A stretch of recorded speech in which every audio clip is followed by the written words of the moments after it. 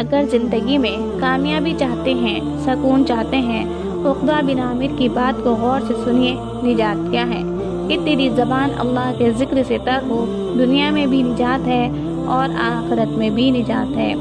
آپ کثرت سے استغفار کریں، چلتے پھرتے استغفر اللہ، لا الہ الا اللہ، لا حول ولا قوت الا باللہ، حسبی اللہ و نعم الوکیل۔ آپ اس کی لذت دیکھیے کہ آپ کی زندگی میں کیسے آتی ہے۔ قرآن کیا کہتا ہے؟ فَقُلْتُ اسْتَغْفِرُوا رَبَّكُمْ إِنَّهُ كَانَ غَفَّارًا۔ تم استغفار کرو، تم کو نقد انعام ملے گا، سارے گناہ بھی اللہ معاف کر دیں گے، موسلا دھار بارش بھی برسا دیں گے، تمہارے پاس مال نہیں ہے تو مال بھی وافر دے دیں گے، اولاد کی نعمت نہیں ہے تو اولاد بھی دے دیں گے۔ تم کثرت سے استغفار کرو، اللہ تم کو باغات کا مالک ہی بنا دے گا، تمہارے لیے نہریں جاری کر دے گا۔ بلکہ دوسری جگہ اللہ رب العزت فرماتے ہیں، جس نے زندگی بھر سکون لینا ہے وہ کثرت سے استغفار کرے۔ تم جسمانی کمزوری، مالداری کمزوری، خاندانی کمزوری کی شکایت کرتے ہو اور ساری کمزوری کو قوت میں بدلنا چاہتے ہو، اس کا علاج وَيَا قَوْمِ اسْتَغْفِرُوا رَبَّكُمْ ثُمَّ تُوبُوا إِلَيْهِ، استغفار تم کر لو، اللہ تعالیٰ تمہاری ہر کمزوری کو قوت میں بدل دے گا۔ امام احمد بن حنبل رحمۃ اللہ علیہ گھر سے نکلے، مسجد پہنچے، کہتے ہیں کہ لیٹ ہو گیا ہوں۔ مسجد والوں سے کہا کہ کچھ آرام کا موقع دیجیے۔ کہا نہیں، ہمارا نظام ہے، یہاں نہیں کوئی سو سکتا، جیسے آج بھی بڑے بڑے نظام دنیا میں موجود ہے۔ کہا چلو مجھے تھوڑی دیر یہاں انتظار کا موقع دے دو۔ ابھی یہ بات ہو ہی رہی تھی کہ ایک نان بائی گزرا جس کا نام تھا نان بنانا۔ اس نے کہا اس کو میرا مہمان بننے دو، تم کیوں اس کو کچھ کہہ رہے ہو؟ گھر لے گیا، چارپائی پہ لٹایا اور خود آٹا لیا اور کہتا ہے استغفر اللہ، استغفر اللہ، استغفر اللہ۔ آٹا گوندھ رہا ہے اور استغفر اللہ کہہ رہا ہے۔ امام احمد بن حنبل رحمۃ اللہ علیہ دیکھ رہے ہیں، پوچھتے ہیں آپ کو استغفار نے کچھ فائدہ بھی دیا؟ کہتے ہیں جناب فقیر آدمی تھا، جب سے استغفار کیا ہے مال سنبھالا نہیں جا رہا، اور جب سے استغفار کر رہا ہوں جو خواہش کرتا ہوں وہ پوری ہو جاتی ہے، بس ایک خواہش باقی ہے، باقی سب پوری ہو گئی۔ کہا وہ کون سی خواہش ہے جو پوری نہیں ہوئی؟ کہا میں نے اللہ سے کہا تھا، امام احمد بن حنبل رحمۃ اللہ علیہ بڑے نیک انسان ہیں، یا اللہ میری بھی ملاقات کروا دے ان سے۔ کہا وہ تو میں ہی ہوں، آج میں گھر سے نکلا جیسے کہ فرشتہ مجھے تیرے سے ملاقات کے لیے لے کر آیا ہے۔ جو کثرت سے استغفار کرتا ہے اللہ تعالیٰ اس کی تنگی کو آسان بنا دیتے ہیں، اللہ تعالیٰ اس کی مصیبت کو خوشی بنا دیتے ہیں، اور وہاں سے اس کو رزق عطا فرماتے ہیں جہاں سے اس کو گمان بھی نہیں ہوتا۔ اللہ کا ذکر یہ 5 کا اصول ہے، کامیاب اصول ہیں، یاد رکھیں۔ پہلا اصول، ان اصولوں کو لاگو کرنے سے انشاءاللہ ایک خوشگوار زندگی ہماری گزرے گی، اور فتنہ، فساد، آزمائش اور تکلیف کی زندگی سے ہم اپنے آپ کو محفوظ کر لیں گے۔ اس کا پہلا اصول آپ کے سامنے رکھتی ہوں۔ خوشگوار زندگی کے لیے سب سے پہلا کام ایمان اور عمل صالح، یہ سب سے پہلا اور سب سے بیسک، سب سے بنیادی اصول ہے دنیا و آخرت کی سکون والی، امن والی، خوشگوار زندگی گزارنے کے لیے۔ ایمان جس کے پاس ایمان نہیں اور عمل صالح جو نہیں کرتا، یقیناً نہ اس کو سکون ہے، نہ اس کو اطمینان ہے، نہ وہ خوشحال زندگی گزار سکتا ہے۔ وہ آزمائشوں میں ہے، تکلیفوں میں ہے، اور اللہ تعالیٰ اس کو وقتاً فوقتاً اب اس کو آزمائش سے دوچار کرتا رہتا ہے۔ پہلا اصول جس کو ہمیں کرنا خوشگوار زندگی کے لیے، ایک اچھی لائف کے لیے، ایک ایسی لائف جس کو ہم دنیا میں بھی انجوائے کریں اور آخرت میں بھی انشاءاللہ اس کا بہترین بدلہ ملے، وہ ہے ایمان اور عمل صالح۔ یہ سب سے پہلا اصول ہے، یاد رکھیے۔ اللہ رب العزت قرآن میں فرماتے ہیں من عمل صالحا من ذکر او انثى وهو مؤمن فلنحيينه حیاتا طیبہ۔ اللہ تعالیٰ فرماتا ہے اور کہتا ہے جو کوئی نیک کام کرے، چاہے مرد ہو چاہے عورت ہو، وهو مؤمن، اگر وہ ایمان والا ہو، فلنحيينه حیاتا طیبہ، تو اس کو ہم دنیا کی بہترین زندگی عطا کریں گے، اور فرمایا آخرت میں بھی ان کے اجروں کا بہترین بدلہ دیں گے۔ تو جو ہی اچھے اعمال کرے، چاہے مرد ہو چاہے عورت ہو، دنیا کی زندگی کی بھی اچھی زندگی گزارے گا اور آخرت میں اس کا عمل کا بہترین بدلہ ملے گا۔ تو اس آیت میں دو چیزیں بتائی گئی ہیں، ایک بہترین دنیا کی زندگی اور آخرت کی بہترین زندگی کے لیے۔ وہ پہلا یہ ہے کہ ایمان والا ہو اور اعمال کرے نیک، تو ایمان اور عمل صالح دونوں مل جائے تو دنیا کی بہترین زندگی ہوگی اور انشاءاللہ آخرت کی بھی بہترین زندگی ہوگی۔ اسی طرح دوسری جگہ اللہ تعالیٰ فرماتے ہیں جو لوگ ایمان لائے، انہوں نے نیک عمل کیے، ان کے خوشحالی بھی ہے اور عمدہ ٹھکانہ بھی ہے۔ جو لوگ ایمان لائے اور نیک کام کریں، ان کے لیے خوشحالی بھی ہے اور عمدہ ٹھکانہ بھی ہے آخرت میں۔ اللہ تعالیٰ سورہ آل عمران میں فرماتے ہیں ان اللہ لا یخلف المیعاد، اللہ تعالیٰ اپنے وعدوں کی خلاف ورزی نہیں کرتا۔ جب اس نے کہہ دیا کہ ایمان لانے اور نیک عمل کرنے والے اچھی دنیا کی زندگی، اچھی آخرت کی زندگی دے گا، تو اللہ تعالیٰ وعدے کی خلاف ورزی نہیں کرتا۔ یقیناً اس کا وعدہ سچا ہے، ہمارے لیے یہ وعدہ بالکل سچا ہے کہ اگر ہم ایمان لائیں جیسا کہ اس کا حق ہے اور عمل صالح کریں جیسا کہ اس کا حق ہے ایمان کا، انشاءاللہ العزیز ایک اچھی زندگی ملے گی۔ اور ہم سے بہت سارے مسلمان ایسے ہیں، مسلمان ہونے کے باوجود ہم دیکھتے ہیں کہ ایسا ایمان جیسا کہ اس کا حق ہے اس کے تقاضوں کو پورا نہیں کرتے۔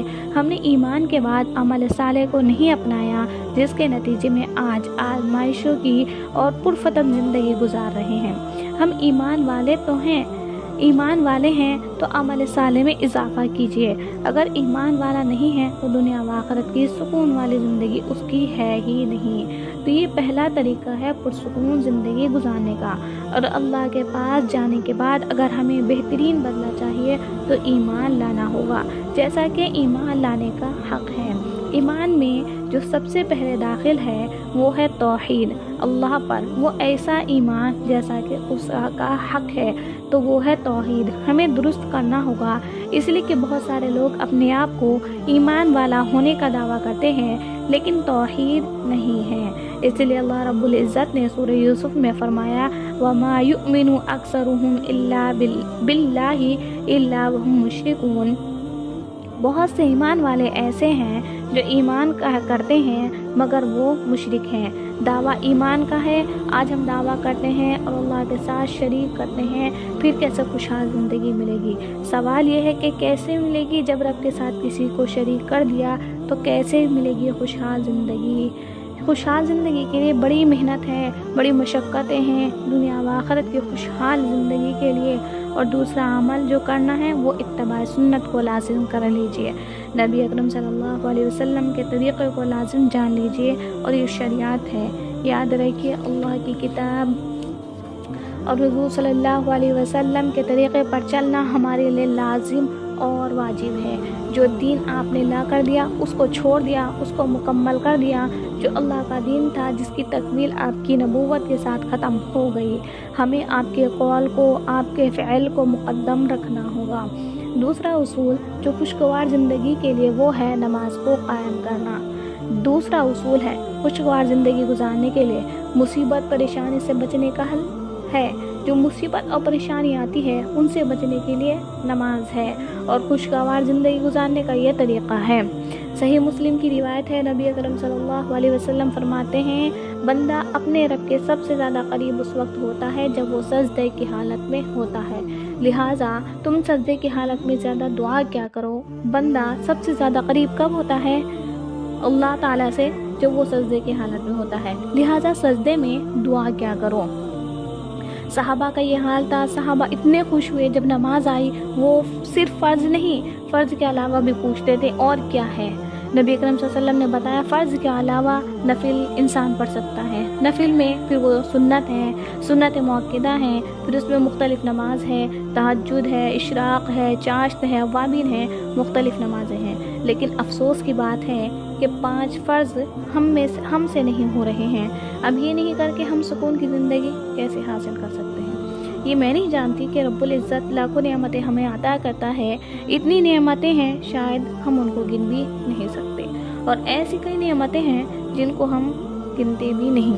تو بالکل عام معمول ہے جس کے پاس وہ نعمت نہیں ہے اس کو دیکھنے کے بعد احساس ہوتا ہے کہ ہمارے پاس کیا نعمت ہے۔ اللہ نے ہمیں ہاتھ دیے، اس کا استعمال ہم بنا سوچے سمجھے کرتے ہیں۔ جب بغیر ہاتھ والے کسی شخص کو دیکھتے ہیں تب احساس ہوتا ہے کہ اللہ نے کیا نعمت دی ہے۔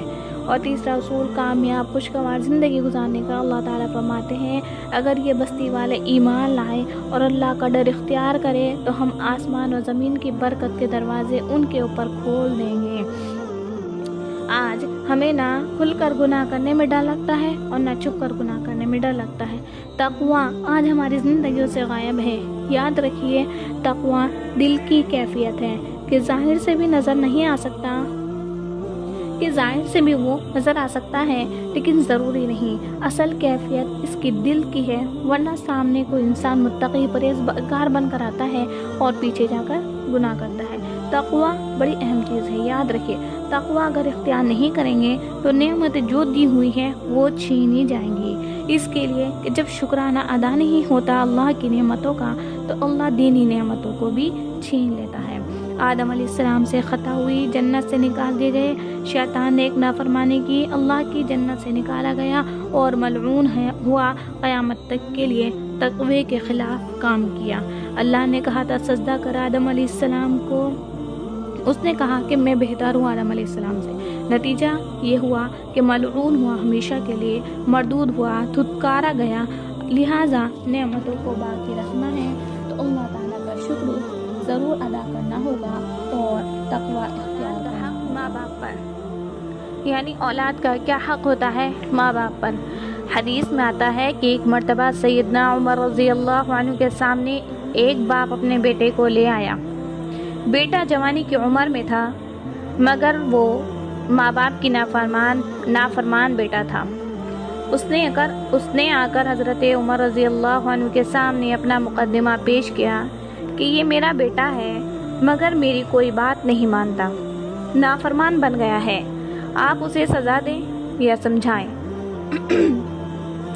حضرت عمر رضی اللہ عنہ نے جب باپ کی یہ بات سنی تو بیٹے کو بلا کر پوچھا، بیٹے بتاؤ تم اپنے باپ کی نافرمانی کیوں کرتے ہو؟ اس بیٹے نے آگے سے پوچھا کہ اے امیر المؤمنین، کیا والدین کے ہی اولاد پر حق ہوتے ہیں یا کوئی اولاد کا بھی ماں باپ پر حق ہوتا ہے؟ اولاد کے حق بھی ماں باپ پر ہوتے ہیں۔ اس نے کہا میرے باپ نے میرا کوئی حق ادا نہیں کیا۔ سب سے پہلے اس نے جو ماں چنی وہ ایک باندی تھی جس کے پاس کوئی علم نہیں تھا، نہ اس کے اخلاق ایسے نہ علم ایسا، اس نے اس کو اپنایا اور اس کے ذریعے سے میری ولادت ہوئی تو میرے باپ نے میرا نام جعل رکھا۔ جعل کے لفظی معنی مطلب گندگی کا کیڑا ہوتا ہے، یہ بھی کوئی رکھنے والا نام ہے جو میرے ماں باپ نے رکھا۔ پھر ماں کے پاس چونکہ دین کا علم نہیں تھا اس نے مجھے کوئی دین کی بات نہیں سکھائی اور میں بڑا ہو کر جوان ہو گیا، اب میں نافرمانی نہیں کروں گا تو اور کیا کروں گا۔ حضرت عمر رضی اللہ عنہ نے جب یہ سنا تو فرمایا بیٹے سے زیادہ تو ماں باپ نے اس کے حقوق کو پامال کیا، اس لیے اب یہ بیٹے سے کوئی مطالبہ نہیں کر سکتے۔ والدین کی اولین ذمہ داری، والدین کی سب سے پہلی ذمہ داری ماں باپ کو چاہیے کہ وہ اولاد کو دین سکھائے تاکہ بچے بڑے ہو کر ماں باپ کی فرما بردار بنے اور اللہ تعالیٰ کے بھی فرما بردار بنے۔ شروع سے بچے کو نیکی سکھانا یہ ماں کی ذمہ داری ہوتی ہے۔ ان میں ایک نقطہ یہ بھی ذہن میں رکھ لے کہ ماں کو چاہیے کہ جب دینی شخصیات کا نام آئے، علماء کا نام، اولیاء اکرام کا نام، مشائخ کا نام، انبیاء کا نام، صحابہ کا نام، جب ایسی شخصیتوں کے نام آئے تو ماں کو چاہیے کہ بڑے ادب کے ساتھ بچے کے سامنے نام لے۔ جب ماں دینی شخصیتوں کا نام بڑے ادب کے ساتھ بچے کے سامنے لے گی تو بچے کو پیغام ملے گا کہ بیٹا تم بھی ایسا بننا، تمہیں بھی عزت ملے گی۔ چنانچہ جب آپ اس طرح سے ان کے سامنے اچھا نام لیں گی تو بچہ عالم، حافظ، قاری بننے کی کوشش کرے گا۔ نیک بننے کی کوشش کرے گا، نیک بندوں کے احوال اور واقعات اس کو سنائیں اور بچوں کو ان کا تعارف کروائیں۔ جب آپ تعارف کروائیں گی تو بچے کے پاس علم کا ذخیرہ آ جائے گا کہ میں نے بھی ایسے بننا ہے۔ عام طور پر مائیں اپنے بچوں کو اس قسم کے واقعات نہیں سناتی، بلکہ کبھی سنانا ہے تو کسی نے مرغی کی کہانی سنائی، کسی نے بلی کی کہانی سنائی اور کسی نے چڑیا کی کہانی سنائی۔ بڑی خوش ہوتی ہے کہ میرا بچہ مرغی کی کہانی سن کر سو جاتا ہے۔ ان کو جنت کی باتیں سنائیں تو اس سے بچے کے اندر نیکی کا شوق آتا ہے۔ بچوں کو سلام کی اور شکریہ ادا کرنے کی عادت ڈالے۔ چھوٹے بچوں کو سلام کرنے کی عادت ڈالے، اسے بتائیں کہ بیٹے دوسروں کو دیکھو تو سلام کرتے ہیں، دونوں ہاتھوں سے سلام کرنے کی عادت ڈالو۔ سلام کے الفاظ بچوں کو سکھائیں۔ نبی کریم صلی اللہ علیہ وسلم نے فرمایا، افشوا السلام بینکم، افشوا السلام بینکم، تم سلام کو عام کرو، ایک دوسرے کے درمیان رواج دو۔ تو ہمیں چاہیے کہ زیادہ سے زیادہ بچے کو سلام کہنے کی عادت ڈالے۔ اس سے بچے کے دل سے جھجک دور ہو جاتی ہے اور وہ ڈپریشن میں نہیں جاتا، دوسروں کو دیکھ کر خوف زدہ نہیں ہوتا، بلکہ اس کو سلام کرنے کی عادت ہوتی ہے۔ تو ماں کو چاہیے کہ بچے کو سلام کہنے کا طریقہ سکھائے تاکہ بچے کے دل سے مخلوق کا ڈر دور ہو جائے اور بچے کے اندر جرأت آ جائے، بزدلی سے وہ بچ جائے۔ اس طرح بچے کو شکریہ کی عادت بچپن سے سکھائے۔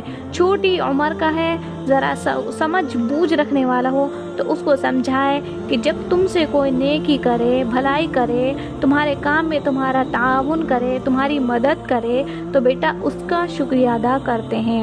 چنانچہ اس کو شکریہ کی عادت بچپن سے ڈالے۔ جب وہ انسانوں کو شکریہ ادا کرے گا، جب وہ انسانوں کا شکریہ ادا کرے گا تو پھر اس کو اللہ کا شکر ادا کرنے کا بھی سبق مل جائے گا۔ نبی کریم صلی اللہ علیہ وسلم نے فرمایا، من لم یشکر الناس لم یشکر اللہ، جو انسانوں کا شکریہ ادا نہیں کرتا وہ اللہ کا بھی شکر ادا نہیں کرتا۔ تو یہ شکر کی عادت ہمیں ڈالنی چاہیے۔ عجیب بات ہے، ہمیں اتنا زیادہ اس کا حکم دیا گیا، مگر آج شاید ہی کوئی ماں ہو جو اپنے بیٹے کو شکریہ کے الفاظ سکھائے۔ جزاکم اللہ، جزاک اللہ خیرہ، یہ الفاظ اپنے بچے کو سکھائیں تاکہ بچے کو صحیح سنت کے مطابق شکریہ ادا کرنے کے الفاظ آتے ہوں۔ آج یہ عمل ہمارا تھا، لیکن غیر مسلموں نے اس کو کہ جو بھی ہم کام کریں صرف اللہ تبارک و تعالیٰ کی رضا کے لیے کریں۔ ہم نماز پڑھے تو بھی اللہ کی رضا کے لیے پڑھے، اس میں لوگوں کا دکھاوا نہ ہو۔ روزہ رکھے تو اللہ کی رضا کے لیے رکھے، لوگوں کو دکھانے کے لیے نہ رکھے۔ صدقہ دیں تو بھی اللہ کی رضا کے لیے دے، لوگوں کو دکھانے کے لیے نہ دیں۔ ایک حدیث کے الفاظ یوں ہیں کہ نبی کریم صلی اللہ علیہ وسلم کا ارشاد ہے، حق تعالی شانہ تمہاری صورتوں اور تمہارے مالوں کو نہیں دیکھتے، بلکہ تمہارے دلوں کو اور اعمال کو دیکھتے ہیں۔ ایک اور حدیث میں ہے کہ نبی کریم صلی اللہ علیہ وسلم سے کسی نے پوچھا کہ ایمان کیا چیز ہے؟ حضور صلی اللہ علیہ وسلم نے فرمایا کہ ایمان اخلاص ہے۔ ایک اور حدیث میں ہے کہ حضرت معاذ رضی اللہ عنہ کو جب نبی کریم صلی اللہ علیہ وسلم نے یمن میں حاکم بنا کر بھیجا تو انہوں نے درخواست کی کہ مجھے کچھ وصیت فرما دیجیے۔ حضور صلی اللہ علیہ وسلم نے فرمایا کہ دین میں اخلاص کا اہتمام کرنا، اخلاص کے ساتھ تھوڑا سا عمل بھی کافی ہے۔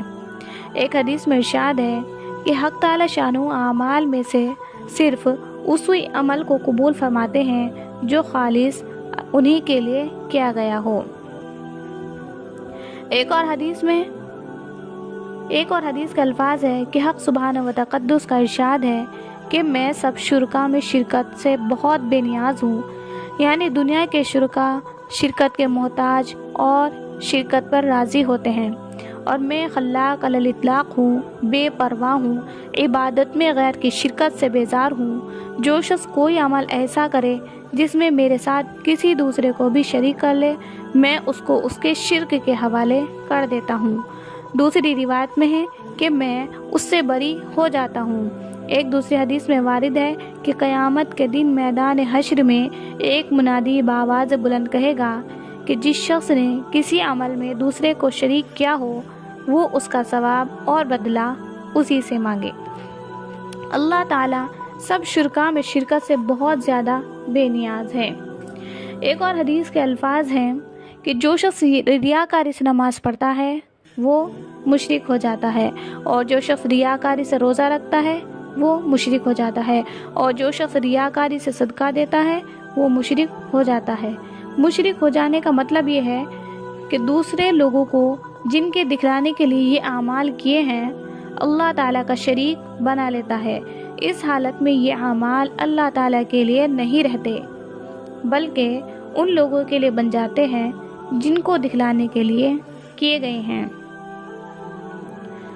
ایک اور حدیث میں ارشاد نبوی ہے کہ قیامت کے دن جن لوگوں کا اول وہلے میں فیصلہ سنایا جاوے گا ان میں سے ایک وہ شہید ہوگا جس کو بلا کر اولاً اللہ تعالیٰ اپنی اس نعمت کا اظہار فرمائیں گے جو اس پر کی گئی تھی۔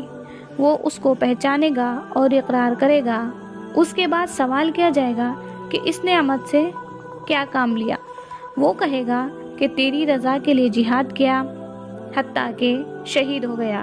ارشاد ہوگا کہ جھوٹ ہے، یہ اس لیے کیا تھا کہ لوگ بہادر کہیں گے، سو کہا جا چکا، اور جس غرض کے لیے جہاد کیا گیا تھا وہ حاصل ہو چکی۔ اس کے بعد اس کو حکم سنا دیا جائے گا اور وہ منہ کے بل گھسیٹ کر جہنم میں پھینک دیا جائے گا۔ دوسرے وہ عالم بھی ہوگا جس نے علم پڑھا اور پڑھایا، قرآن پاک کو حاصل کیا، اس کو بلا کر اس پر جو انعامات دنیا میں کیے گئے تھے ان کا اظہار کیا جاوے گا۔ وہ اقرار کرے گا، اس کے بعد اس سے بھی پوچھا جائے گا کہ ان نعمتوں میں کیا کیا کام کیے۔ وہ عرض کرے گا کہ تیری رضا کے لیے علم پڑھا اور لوگوں کو پڑھایا، قرآن پاک تیری رضا کے لیے حاصل کیا۔ جواب ملے گا جھوٹ بولتا ہے، تو نے علم اس لیے پڑھا تھا کہ لوگ عالم کہیں، قرآن اس لیے حاصل کیا تھا کہ لوگ قاری کہیں، سو کہا جا چکا۔ جو غرض پڑھنے پڑھانے کی تھی وہ پوری ہو چکی۔ اس کے بعد اس کو بھی حکم سنایا جائے گا اور وہ بھی منہ کے بل کھینچ کر جہنم میں پھینک دیا جائے گا۔ تیسرے وہ مالدار بھی ہوگا جس کو اللہ تعالیٰ نے وسعت رزق عطا فرمائی اور ہر قسم کا مال مرحمت فرمایا۔ بلایا جائے گا اور اس سے بھی نعمتوں کے اظہار اور ان کے اقرار کے بعد پوچھا جائے گا کہ ان اعمال میں کیا کارگزاری کی ہے۔ وہ عرض کرے گا کہ کوئی مصرف خیر ایسا نہیں جس میں خرچ کرنا تیری رضا کا سبب ہو اور میں نے اس میں خرچ نہ کیا ہو۔ ارشاد ہوگا کہ جھوٹ ہے، یہ سب اس لیے کیا گیا کہ لوگ فیاض کہیں، سو کہا جا چکا۔ اس کو بھی حکم کے موافق کھینچ کر جہنم میں پھینک دیا جائے گا۔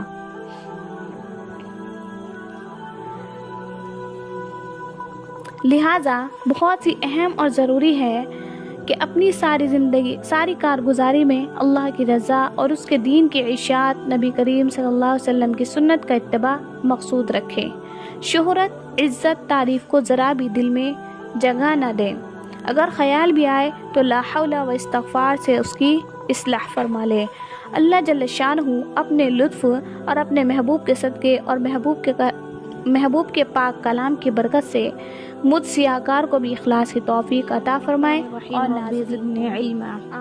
ایک حدیث کے الفاظ ہے کہ حضور صلی اللہ علیہ وسلم کا ارشاد ہے کہ ایک مرتبہ حضرت موسیٰ علیہ نبینا وعلیہ الصلاۃ والسلام نے اللہ جل جلالہ کی بارگاہ میں عرض کیا کہ مجھے کوئی ورد تعلیم فرما دیجیے جس سے آپ کو یاد کیا کروں اور آپ کو پکارا کروں۔ ارشاد خداوندی ہوا کہ لا الہ الا اللہ کہا کرو۔ انہوں نے عرض کیا، اے پروردگار، یہ تو ساری دنیا ہی کہتی ہے۔ ارشاد ہوا کہ لا الہ الا اللہ کہا کرو۔ عرض کیا، میرے رب، میں تو کوئی ایسی مخصوص چیز مانگتا ہوں جو مجھی کو عطا ہو۔ ارشاد ہوا، اگر ساتوں آسمان اور ساتوں زمینیں ایک پلڑے میں رکھ دی جائیں اور دوسری طرف لا الہ الا اللہ رکھ دیا جائے تو لا الہ الا اللہ والا پلہ ہی جھک جائے گا۔ اتنی فضیلت ہے لا الہ الا اللہ کہنے کی۔ اللہ جل جلالہ عما نوالہ کی عادت شریفہ یہی ہے کہ جو چیز جس قدر ضرورت کی ہوتی ہے اتنی ہی عام کی جاتی ہے۔ ضروریات دنیاوی میں ہی دیکھ لیا جائے کہ سانس، پانی، ہوا کیسی عام ضرورت کی چیزیں ہیں، اللہ جل شانہ نے ان کو اس قدر عام فرما رکھا ہے۔ البتہ یہ ضروری چیز ہے کہ اللہ کے ہاں وزن اخلاص کا ہے، جس قدر اخلاص سے کوئی کام کیا جائے گا اتنا ہی وزنی ہوگا، اور جس قدر اخلاص کی کمی اور بے دلی سے کیا جائے گا اتنا ہی ہلکا ہوگا۔ اخلاص پیدا کرنے کے لیے جس قدر مفید اس کلمے کی کثرت ہے اتنی کوئی اور دوسری چیز نہیں۔ اس کلمے کا نام ہی جلاء القلوب، دلوں کی صفائی ہے۔ اسی وجہ سے حضرات صوفیاء کرام اس کا کثرت سے ذکر بتاتے ہیں اور سینکڑوں نہیں بلکہ ہزاروں کی مقدار میں روزانہ کا معمول تجویز کرتے ہیں۔ ایک اور حدیث کے الفاظ ہیں جس کو حضرت زید بن ارقم روایت کرتے ہیں، حضور صلی اللہ علیہ وسلم سے نقل کرتے ہیں کہ جو شخص اخلاص کے ساتھ لا الہ الا اللہ کہے وہ جنت میں داخل ہوگا۔ کسی نے پوچھا کہ کلمے کے اخلاص کی علامت کیا ہے؟ کلمے کے اخلاص کی علامت کیا ہے؟ تو آپ نے فرمایا کہ حرام کاموں سے اس کو روک دے۔ یہ کلمے کا اخلاص ہے کہ حرام کاموں سے اس کو کلمہ روکے۔ اگر کلمہ ہمیں حرام کاموں سے نہیں روک رہا تو یہ کلمے کا اخلاص نہیں ہوا۔ ایک اور حدیث کے الفاظ ہیں کہ حضور صلی اللہ علیہ وسلم کا ارشاد ہے کہ کوئی بندہ ایسا نہیں کہ لا الہ الا اللہ کہے اور آسمان کے دروازے نہ کھل جائے، یہاں تک کہ یہ کلمہ سیدھا عرش تک پہنچتا ہے، بشرطی کا کبیرہ گناہوں سے بچتا رہے۔ کہ کلمہ کہنے والا کبیرہ گناہوں سے بچتا رہے تو یہ کلمہ سیدھا عرش تک پہنچتا ہے۔ ایک اور حدیث کے الفاظ یوں ہیں کہ حضور صلی اللہ علیہ وسلم کا ارشاد ہے کہ میں ایک ایسا کلمہ جانتا ہوں کہ کوئی بندہ ایسا نہیں ہے کہ دل سے حق سمجھ کر اس کو پڑھے اور اسی حال میں مر جائے مگر وہ جہنم پر حرام ہو جائے، وہ کلمہ لا الہ الا اللہ ہے۔ کہ کوئی شخص اس کلمے کو پڑھے اور اسی حال میں مر جائے مگر وہ جہنم پر حرام ہو جائے، وہ کلمہ لا الہ الا اللہ ہے۔ ایک اور حدیث میں ہے کہ حضور صلی اللہ علیہ وسلم کا ارشاد ہے کہ عرش کے سامنے بالکل سامنے نور کا ایک ستون ہے۔ جب کوئی شخص لا الہ الا اللہ کہتا ہے تو وہ ستون ہلنے لگتا ہے۔ اللہ کا ارشاد ہوتا ہے کہ ٹھہر جا۔ وہ عرض کرتا ہے کیسے ٹھہروں حالانکہ کلمہ طیبہ پڑھنے والے کی ابھی تک مغفرت نہیں ہوئی۔ ارشاد ہوتا ہے اچھا میں نے اس کی مغفرت کر دی تو وہ ستون ٹھہر جاتا ہے۔ تو اس سے معلوم ہوا کہ کلمہ طیبہ اپنے پڑھنے والے کی اللہ سے مغفرت کرواتا ہے۔ رب اشرح لی صدری ویسر لی امری واحلل عقدۃ من لسانی یفقہوا قولی ربی زدنی علما ربی زدنی علما ربی زدنی علما۔ ترمذی کی حدیث ہے، حدیث کے الفاظ یوں ہیں کہ حضرت ابو ہریرہ اور حضرت ابو سعید خدری رضی اللہ عنہ دونوں حضرات اس کی گواہی دیتے ہیں کہ ہم نے حضور صلی اللہ علیہ وسلم سے ارشاد فرماتے ہوئے سنا کہ جو جماعت اللہ کے ذکر میں مشغول ہو فرشتے اس جماعت کو سب طرف سے گھیر لیتے ہیں اور رحمت ان کو ڈھانپ لیتی ہے اور سکینہ ان پر نازل ہوتی ہے اور اللہ جل شانہ ان کا تذکرہ اپنی مجلس میں تفاخر کے طور پر فرماتے ہیں۔ ایک اور حدیث میں حضرت ابو ذر غفاری رضی اللہ عنہ نبی اکرم صلی اللہ علیہ وسلم کا ارشاد نقل کرتے ہیں کہ میں تجھے اللہ کے تقوی کی وصیت کرتا ہوں کہ تمام چیزوں کی جڑ ہے، اور قرآن شریف کی تلاوت اللہ کے ذکر کا اہتمام کر کے اس سے آسمانوں میں تیرا ذکر ہوگا اور زمین میں نور کا سبب بنے گا۔ اکثر اوقات چپ رہا کر کے بھلائے بغیر کوئی کلام نہ ہو، یہ بات شیطان کو دور کرتی ہے اور دین کے کاموں میں مددگار ہوتی ہے۔ زیادہ ہنسی سے بچتا رہے کہ اس سے دل مر جاتا ہے اور چہرے کا نور جاتا رہتا ہے۔ جہاد کرتے رہنا کہ میرے امت کی فقیری یہی ہے۔ مسکینوں سے محبت رکھنا، ان کے پاس اکثر بیٹھتے رہنا اور اپنے سے کم حیثیت لوگوں پر نگاہ رکھنا اور اپنے سے اونچے لوگوں پر نگاہ نہ کرنا کہ اس سے اللہ کی ان نعمتوں کی ناقدری ہوتی ہے جو اللہ نے تجھے عطا فرمائی ہے۔ قرابت والوں سے تعلقات جوڑنے کی فکر رکھنا، وہ اگر سے تجھ سے تعلقات توڑے۔ حق بات کہنے میں تردد نہ کرنا، وہ کسی کو کڑوی لگے۔ اللہ کے معاملے میں کسی کی ملامت کی پرواہ نہ کرے، تجھے اپنی عیب بینی دوسرے کے عیوب پر نظر نہ کرنے دے، اور جس عیب میں خود مبتلا ہو اس میں دوسروں پر غصہ نہ کرنا۔ اے ابو ذر، حسن تدبیر سے بڑھ کر کوئی عقل مندی نہیں، اور ناجائز امور سے بچنا بہترین پرہیزگاری ہے، اور خوش خلقی کے برابر کوئی شرافت نہیں۔ ایک اور حدیث میں آتا ہے کہ جب حق تعالی شانہ نے جنت کو بنایا تو حضرت جبرائیل علیہ السلام کو ارشاد ہوا کہ اس کو دیکھ کر آؤ۔ انہوں نے عرض کیا، یا اللہ، آپ کی عزت کی قسم، جو بھی اس کی خبر سن لے گا اس میں جائے بغیر نہیں رہے گا۔ یعنی لذتیں، راحتیں، فرحتیں، نعمتیں جس قدر اس میں رکھی گئی ہیں، ان کے سننا اور یقین آ جانے کے بعد کون ہوگا جو اس میں جانے کی انتہائی کوشش نہ کرے گا۔ اس کے بعد حق تعالی شانہ نے اس کو مشقتوں سے ڈھانک دیا۔ نمازیں پڑھنا، روزے رکھنا، جہاد کرنا، حج کرنا وغیرہ وغیرہ اس پر سوار کر دیے گئے کہ ان کو بجا لاؤ تو جنت میں جاؤ۔ اور پھر حضرت جبرائیل علیہ السلام کو ارشاد ہوا کہ اب دیکھو۔ انہوں نے عرض کیا کہ اب تو یا اللہ، مجھے یہ اندیشہ ہے کہ کوئی اس میں جا ہی نہ سکے گا۔ اسی طرح جب جہنم کو بنایا تو حضرت جبرائیل علیہ السلام کو اس کو دیکھنے کا حکم ہوا۔ وہاں کے عذاب، وہاں کے مصائب، گندگیاں، تکلیفیں دیکھ کر انہوں نے عرض کیا کہ یا اللہ، آپ کی عزت کی قسم، جو شخص اس کے حالات سن لے گا کبھی بھی اس کے پاس نہ جائے گا۔ حق سبحانہ و تقدس نے دنیا کی لذتوں سے اس کو ڈھانک دیا۔ زنا کرنا، شراب پینا، ظلم کرنا، احکام پر عمل نہ کرنا وغیرہ وغیرہ کا پردہ اس پر ڈال دیا۔ پھر ارشاد ہوا کہ اب دیکھو۔ انہوں نے عرض کیا، یا اللہ، اب تو مجھے اندیشہ ہے کہ شاید ہی کوئی اس سے بچے۔ اسی وجہ سے جب کوئی بندہ اللہ کی اطاعت کرتا ہے، گناہ سے بچتا ہے، تو اس کے ماحول کے اعتبار سے جس میں وہ ہے قابل قدر ہوتا ہے۔ اسی وجہ سے تعالی سبحانہ اظہار مسرت فرماتے ہیں۔ بہت سی حدیثوں میں ذکر آیا ہے، وہ فرشتوں کی ایک خاص جماعت ہے جو اسی کام پر متعین ہے کہ جہاں اللہ کے ذکر کی مجالس ہو، اللہ کا ذکر کیا جا رہا ہو، وہ وہاں جمع ہوں اور اس کو سنیں۔ چنانچہ ایک اور حدیث میں ارشاد ہے کہ فرشتوں کی ایک جماعت متفرق طور پر پھرتی رہتی ہے اور جس جگہ اللہ کا ذکر سنتی ہے اپنے ساتھیوں کو آواز دیتی ہے کہ آ جاؤ، اس جگہ تمہارا مقصود اور غرض موجود ہے، اور پھر دوسرے پر جمع ہوتے رہتے ہیں حتیٰ کہ آسمان تک ان کا حلقہ پہنچ جاتا ہے۔ اشرح لی صدری ویسر لی امری واحلل عقدۃ من لسانی یفقہوا قولی ربی زدنی علما ربی زدنی علما ربی زدنی علما۔ ایک حدیث میں ہے کہ حضور صلی اللہ علیہ وسلم کا ارشاد ہے کہ اللہ جل شانہ نے میری امت پر سب چیزوں میں سے پہلے نماز فرض کی، اور قیامت میں سب سے پہلے نماز ہی کا حساب ہوگا۔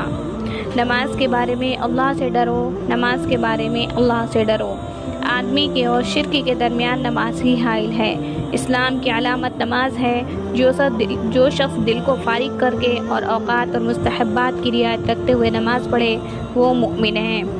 حق تعالی شانہ نے کوئی چیز ایمان اور نماز سے افضل فرض نہیں کی۔ اگر اس سے افضل کسی اور چیز کو فرض کرتے تو فرشتوں کو اس کا حکم دیتے۔ فرشتے دن رات کوئی رکوع میں ہیں، کوئی سجدے میں ہیں۔ نماز دین کا ستون ہے۔ نماز شیطان کا منہ کالا کرتی ہے۔ نماز مومن کا نور ہے۔ نماز افضل جہاد ہے۔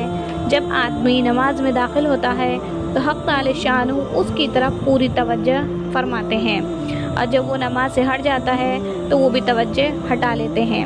جب کوئی آفت آسمان سے اترتی ہے تو مسجد کے آباد کرنے والوں سے ہٹ جاتی ہے۔ اگر آدمی کسی وجہ سے جہنم میں جاتا ہے تو اس کی آگ سجدے کی جگہ کو نہیں کھاتی۔ اسی دولت کی وجہ سے حضور صلی اللہ علیہ وسلم نے اپنی آنکھ کی ٹھنڈک اس میں فرمائی ہے۔ اسی لذت کی وجہ سے حضور اقدس صلی اللہ علیہ وسلم رات کا اکثر حصہ نماز ہی میں گزار دیتے تھے۔ یہی وجہ ہے کہ نبی اکرم صلی اللہ علیہ وسلم نے وصال کے وقت خاص طور پر نماز کی وصیت فرمائی اور اس کے اہتمام کی تاکید فرمائی۔ احادیث میں ارشاد نبوی نقل کیا گیا ہے، اتقوا اللہ فی الصلاۃ، نماز کے بارے میں اللہ سے ڈرتے رہو۔ حضرت عبداللہ ابن مسعود رضی اللہ عنہ حضور صلی اللہ علیہ وسلم سے نقل کرتے ہیں کہ تمام اعمال میں مجھے نماز سب سے زیادہ محبوب ہے۔ ایک صحابی کہتے ہیں کہ میں ایک رات مسجد نبوی پر گزرا، حضور صلی اللہ علیہ وسلم نماز پڑھ رہے تھے، مجھے بھی شوق ہوا، حضور صلی اللہ علیہ وسلم کے پیچھے نیت باندھ لی۔ حضور صلی اللہ علیہ وسلم سورہ بقرہ پڑھ رہے تھے، میں نے خیال کیا کہ 100 آیتوں پر رکوع کر دیں گے، مگر جب وہ گزر گئی اور رکوع نہ کیا تو میں نے سوچا کہ 200 پر رکوع کریں گے، مگر وہاں بھی نہ کیا تو مجھے خیال ہوا کہ سورت کے ختم پر ہی کریں گے۔ جب سورت ختم ہوئی تو حضور صلی اللہ علیہ وسلم نے کئی مرتبہ اللہم لک الحمد اللہم لک الحمد پڑھا اور سورہ آل عمران شروع کر دی۔ میں سوچ میں پڑ گیا، آخر میں نے خیال کیا کہ آخر اس کے ختم پر تو رکوع کریں گے ہی۔ حضور صلی اللہ علیہ وسلم نے اس کو ختم فرمایا اور 3 مرتبہ اللہم لک الحمد پڑھا اور سورہ مائدہ شروع کر دی۔ اس کو ختم کر کے رکوع کیا اور رکوع میں سبحان ربی العظیم پڑھتے رہے اور اس کے ساتھ کچھ اور بھی پڑھتے تھے جو سمجھ میں نہ آیا۔ اس کے بعد اسی طرح سجدے میں سبحان ربی الاعلیٰ پڑھتے رہے، اس کے ساتھ بھی کچھ پڑھتے تھے جو سمجھ میں نہیں آیا۔ اس کے بعد دوسری رکعت میں سورہ انعام شروع کر دی۔ میں حضور صلی اللہ علیہ وسلم کے ساتھ نماز پڑھنے کی ہمت نہ کر سکا اور مجبور ہو کر چلا آیا۔ پہلی رکعت میں تقریباً 5 پارے ہوئے اور پھر حضور اقدس صلی اللہ علیہ وسلم کا پڑھنا جو نہایت اطمینان سے تجویز اور ترتیل کے ساتھ ایک ایک آیت جدا جدا کر کے پڑھتے تھے، اسی صورت میں کتنی لمبی نماز ہوئی ہوگی۔ انہی وجوہ سے آپ کے پاؤں پر نماز پڑھتے پڑھتے ورم آ جاتا تھا، مگر جس چیز کی لذت دل میں اتر جاتی ہے اس میں مشقت اور تکلیف دشوار نہیں رہتی۔ حضور صلی اللہ علیہ وسلم نے نجد کی طرف ایک مرتبہ جہاد کے لیے لشکر بھیجا جو بہت ہی جلد واپس لوٹ آیا اور ساتھ ہی بہت سارا مال غنیمت لے کر آیا۔ لوگوں کو بڑا تعجب ہوا کہ اتنی ذرا سی مدت میں ایسی بڑی کامیابی اور مال و دولت کے ساتھ واپس آیا۔ حضور صلی اللہ علیہ وسلم نے ارشاد فرمایا، میں تمہیں اس سے بھی کم وقت میں اس مال سے بہت زیادہ غنیمت اور دولت کمانے والی جماعت بتاؤں؟ یہ وہ لوگ ہیں جو صبح کی نماز میں جماعت میں شریک ہوں اور آفتاب نکلنے تک اسی جگہ بیٹھے رہیں۔ آفتاب نکلنے کے بعد جب مغرب وقت جو تقریباً 20 منٹ رہتا ہے نکل جائے، 2 رکعت اشراق کی نماز پڑھے۔ یہ لوگ بہت تھوڑے سے وقت میں بہت زیادہ دولت کمانے والے ہیں۔ حضرت شقیق بلخی رحمۃ اللہ علیہ مشہور صوفی اور بزرگ ہیں، وہ فرماتے ہیں کہ ہم نے 5 چیزیں تلاش کی، ان کو 5 جگہ پایا۔ روزے کی برکت چاشت کی نماز میں ملی اور قبر کی روشنی تہجد کی نماز میں ملی۔ منکر نکیر کے سوال کا جواب طلب کیا تو اس کو قرات میں